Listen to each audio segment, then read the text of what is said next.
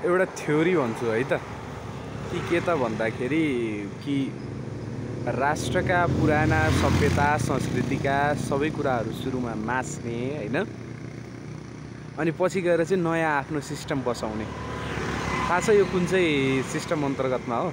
यो कम्युनिजमको अवधारणा अन्तर्गतमा पर्छ। मैले किन कम्युनिजम भने त भन्दाखेरि नेपालमा अस्ति सिंहदरबार जलाइए, अदालत जलाइए। तिनीहरू भनेका के थिए त भन्दाखेरि हाम्रा इतिहासका आधारहरू थिए। ती भनेका हाम्रा सभ्यताका ती आधार, ती समयबिन्दु र त्यो एउटा प्रारब्ध पनि थियो जहाँबाट नेपालको प्रशासनिक राजनीतिक इतिहासको प्रारम्भ भयो। त्यसरी त्यो सिंहदरबार, ती अदालतहरू, ती न्यायिक निकायहरू, ती हरेक कुरा जलाइँदै गर्दाखेरि कहीँ कतै जुन चाहिँ कम्युनिजमको जुन चाहिँ हामीलाई बेसी पाठ पढाइएको छ अथवा जुन चाहिँ कम्युनिस्टहरू चाहिँ असाध्यै नै राम्रा हुन् भन्ने भाष्य स्थापित गराइएका छ, कतै त्यसैले त काम गरेन।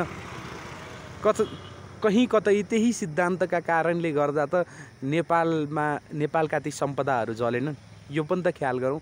आफ्नो मौलिकपनलाई मासेर अनि त्यसमाथि चाहिँ आफ्नो आधार स्तम्भ खडा गर्ने जुन चाहिँ कम्युनिजमको एउटा परिभाषा छ अथवा जुन चाहिँ एउटा मान्यता छ, कहीँ त्यही मान्यताले त काम गरेन 24 गतेको त्यो हाम्रो सम्पदा जलाउनुमा। मनन गरौँ है त।